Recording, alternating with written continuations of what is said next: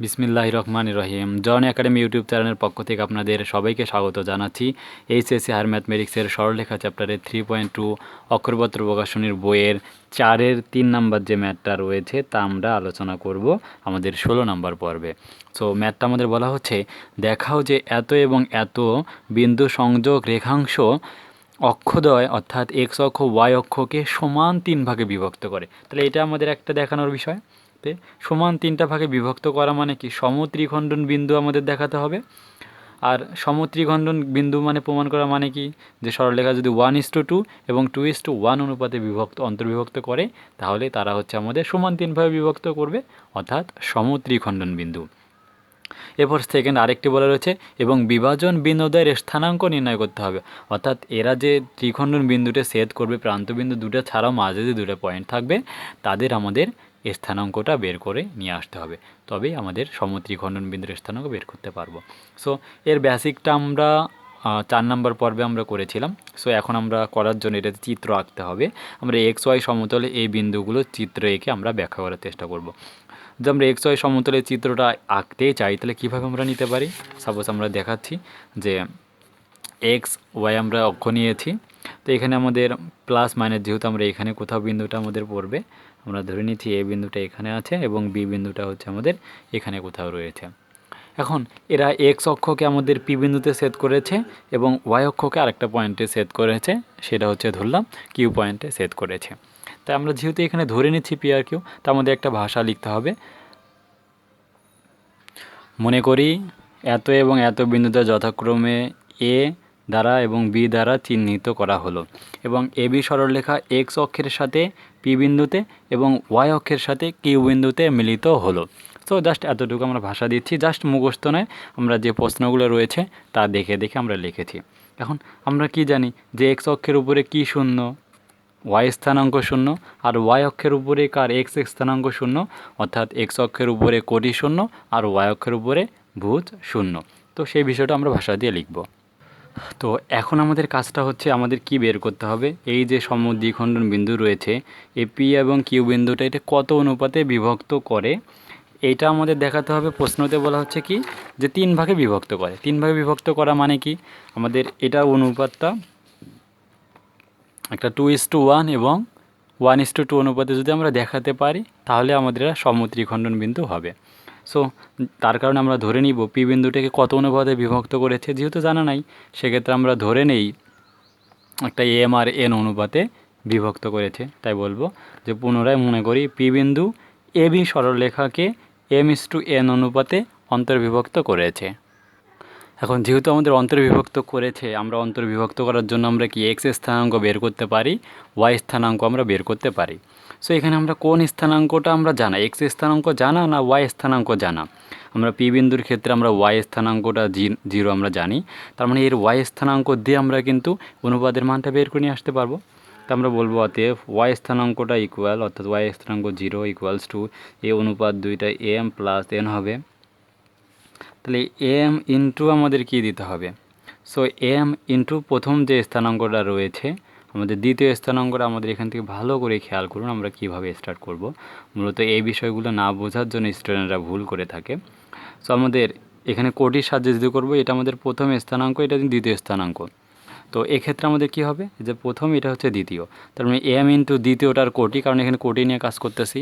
দ্বিতীয়টার কোটি হচ্ছে কত, 4 প্লাস এন ইন্টু প্রথমটার কোটি, প্রথমটার কোটি কত এখানে রয়েছে, -2 রয়েছে, তাই এন ইন্টু -2 আমরা বলবো। Just simple. এখন এটাকে আমাদের ক্যালকুলেশন করা, তাহলে আমাদের অ্যান্সারটা মিলবে। তাই আমরা যদি ক্যালকুলেশন করি তাহলে এখানে পাবো হচ্ছে এম মানে 4m মাইনাস হচ্ছে 2n ইকুয়ালস টু, এখানে যদি 0 দিয়ে গুণ করি তাহলে 0ই হয়ে যায়। তাহলে এখান থেকে আমরা কত পাচ্ছি, যে 4m ইকুয়ালস টু 2n। যদি ভাগ করে দেই তাহলে হচ্ছে 2m ইকুয়ালস টু n। তাহলে এখান থেকে আমরা যদি m বা n করি, এখানে 1 আছে, 2 আসলে নিচে আসবে। তো এখান থেকে আমরা অনুপাতের বিষয়টা পাচ্ছি, অতএব m অনুপাত n ইকুয়ালস টু 1:2। দেখুন আমরা চাচ্ছিলাম কি 1:2 অথবা 2:1 আসুক। তার মানে আমরা বলতে পারি যেহেতু এটা 1:2 অনুপাতে বিভক্ত করেইছে, সুতরাং আমরা বলতে পারি পি বিন্দু এ বি সরলরেখার একটা সমদ্বিখণ্ডন বিন্দু। তো আমরা একটা দেখাতে পেরেছি, এবার আমাদের দ্বিতীয়টার ক্ষেত্রে দেখাতে হবে। সো প্রথমটা যেহেতু আমাদের 1:2 এসেছে, তাই পরেরটা আমাদের 2:1 অনুপাতে অন্তর্বিভক্ত দেখাতেই হবে। সো একইভাবে কিউ এর জন্য আমরা এখানে ভাষাটা বলবো যে যে আবার অনুরূপভাবে যে যদি কিউ, আমরা কি বলবো, কিউ এবি সরলরেখাকে কিউ অনুপাতে, এটা যেহেতু আগেরটা এম আর এম ধরেছি, এক্ষেত্রে আমরা এটা দেই যে M1 M2 অনুপাতে, M1 M2 অনুপাতে অন্তর্বিভক্ত করেছে। তাহলে আমরা ভাষাটা বলবো পুনরায় কিউ বিন্দু এবি সরলরেখাকে M1 মানে N1 অনুপাতে অন্তর্বিভক্ত করেছে। সো কিউ বিন্দুর ক্ষেত্রে আমরা এখানে কি জানি, কিউ বিন্দুর ক্ষেত্রে আমরা কি জানি, এক্স স্থানাঙ্ক 0, অর্থাৎ এক্ষেত্রে এক্সের মান আমরা জানি, তাই এক্স দিয়ে এখানে আমরা কাজ করার চেষ্টা করব। তাই এক্স ইকুয়ালস টু মানে কি, আমাদের এর অনুপাতটা ধরে নিচ্ছি M1 প্লাস N1। তাহলে M1 ইন্টু দ্বিতীয়টার ভুজ হবে, দ্বিতীয়টার ভুজ এখানে কত, -1, তা আমরা বলে দিব হচ্ছে আমাদের -1 M into -1 plus N1 into প্রথমটার ভুজ হচ্ছে 2, তাহলে প্রথমটার ভুজ হচ্ছে 2। দেন এটা আমাদের ক্যালকুলেশন করে নিয়ে আসতে হবে। তাহলে -M1 plus 2N1 equals to 0। তো এখান থেকে আমরা কি বলতে পারি, M1 ইকুয়ালস টু 2N1। দেন আমরা এখন M1 বাই N1 যদি লিখি, তাহলে এখানে 2 বাই কত 1। তাহলে আমরা যদি অনুপাতটা লিখতে চাই, তাহলে M1 is 2, N1 equals to 2:1। তাহলে দেখুন আমরা চাচ্ছিলামই 2:1 আসুক, আমাদের কিন্তু চলে এসেছে।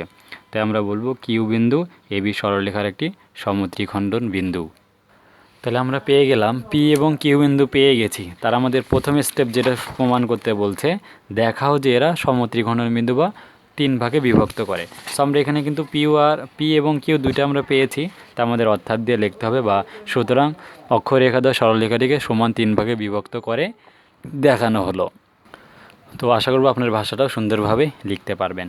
সো এবার আমাদের ফাইনালি আমাদের কাজ করতে হবে, এবং চতুর্থ অংশটি এখানে বলা রয়েছে, পরবর্তী অংশ বিভাজন বিন্দুদের স্থানাঙ্ক আমাদের বের করতে হবে, অর্থাৎ পি বিন্দু আর কিউ বিন্দুর স্থানাঙ্ক আমাদের বের করতে হবে। সো আমরা পি এবং কিউ বিন্দুর স্থানাঙ্ক কিন্তু আমরা জানা নেই, কিন্তু আমরা পি বিন্দুর স্থানাঙ্ক কীভাবে বের করতে পারি, পি বিন্দুটা কত অনুপাতে অন্তর্বিভক্ত হয়েছে আমরা পি বিন্দুটার জন্য বের করেছি, এটা 1:2 অনুপাতে অন্তর্বিভক্ত হয়েছে, এবং কিউ বিন্দুটা হচ্ছে 2:1 অনুপাতে অন্তর্বিভক্ত রয়েছে। তাই যেহেতু আমরা অন্তর্বিভক্ত স্থানাঙ্কটা আমরা জানি, তাই বিভাজন বিন্দুটা আমরা খুব সহজেই কিন্তু বের করে নিতে পারি। সো আমরা সেটা কীভাবে বের করে নিতে পারি, তা আমরা বলবো যে একবারই পি বিন্দুর স্থানাঙ্ক ইকুয়াল, তাহলে পি বিন্দুর স্থানাঙ্কর জন্য আমাদের নিতে হচ্ছে, এর প্রথম অংশটা হচ্ছে 1 + 2, তাহলে এটা হচ্ছে 1, এটা হচ্ছে আমাদের 2, আমরা চিত্র দেখেও কিন্তু বুঝতে পারছি 1 × 2। তারপরে হচ্ছে আমাদের 1 ইন্টু দ্বিতীয়টার আমাদের কি ভুজ, দ্বিতীয়টার ভুজ কত হচ্ছে আমাদের -1 প্লাস 2 ইন্টু প্রথমটার ভুজ হচ্ছে 2। দেন কমা হচ্ছে আমাদের আবারও 1 + 2, এবার কোটিটা লিখতে হবে 1 ইন্টু দ্বিতীয়টার কোটি হচ্ছে 4 প্লাস 2 ইন্টু প্রথমটার কোটি হচ্ছে -2। তো এটা পুরোটা আমাদের একটা ব্র্যাকেটে রাখতে হবে। দেন আমরা এখান থেকে পাচ্ছি -1 প্লাস হচ্ছে 4 বাই হচ্ছে 3, কমা এখানে পাচ্ছি 4 মাইনাস হচ্ছে 4 বাই হচ্ছে 3। তাহলে এখান থেকে আমরা পাচ্ছি কত 3/3 এখানে 0 বাই হচ্ছে 3, তাহলে পাচ্ছি 1, হচ্ছে 0। তো খুবই সিম্পল হিসাব, আশা করি আপনারা সবাই বুঝতে পেরেছেন। তো এরপর কিউ বিন্দুর স্থানাঙ্ক, তাহলে কিউ বিন্দুর স্থানাঙ্ক যদি আমরা আবারও চিত্রটা দেখার চেষ্টা করি, কিউ বিন্দুটা হচ্ছে আমাদের 2:1 অনুপাতে অন্তর্বিভক্ত করেছে, তাই এখানে আমরা দিব তাহলে 2:1, তাহলে 2 + 1, 2 ইন্টু প্রথমটার হচ্ছে আমাদের ভুজ, আশা করি আপনারা বুঝতে পেরেছেন, প্লাস 1 ইন্টু দ্বিতীয়টার হচ্ছে ভুজ কত হচ্ছে 2, তাহলে আমরা এখানে 2 কমা, আর এখানে 2 ইন্টু দ্বিতীয়টার হচ্ছে কোটি প্লাস 1 ইন্টু প্রথমটার কোটি হচ্ছে -2। দেন এখান থেকে সিম্পলি আমাদের কাজ করতে হবে, তাহলে এখানে পাচ্ছি কত -2 প্লাস হচ্ছে 2 বাই হচ্ছে 3, এখানে 4 - 2 বাই হচ্ছে 3, তাহলে এখানে 0 কমা হচ্ছে এখানে পাবো কত 2/3। আশা করি আপনারা এই যে ফর্মেট এখানে কত 8 হবে, 8 থেকে আমাদের 2 বার দিলে 6, 6কে 2 দিয়ে ভাগ করলে 2 পাবো, অর্থাৎ 0,2। তো এই হচ্ছে আমাদের বিভাজন বিন্দুর যে স্থানাঙ্কগুলো তা আমরা বের করে নিয়েছি। পি বিন্দুর স্থানাঙ্ক, পি বিন্দুর স্থানাঙ্ক এবং প্রশ্ন যা চেয়েছে সবগুলো আমরা বের করেছি। তো আমি আশা করব আপনারা সবাই বুঝতে পেরেছেন। সো এর পরবর্তী পর্বে আমরা পরবর্তী লেকচার আলোচনা করব। তো সেই পর্বগুলো দেখার আমন্ত্রণ এই ভিডিওটা এখানে শেষ করছি। যারা আমাদের এখনও প্রস্তুতি প্রোগ্রামে জয়েন করেনি, আমাদের প্রস্তুতি প্রোগ্রামে জয়েন করতে পারেন, তাহলে আপনাদেরকে আর কোনো প্রাইভেটের ঝামেলা সকল দূর হয়ে যাবে। So thank you watching my video. আসসালামু আলাইকুম রহমতুল্লাহ।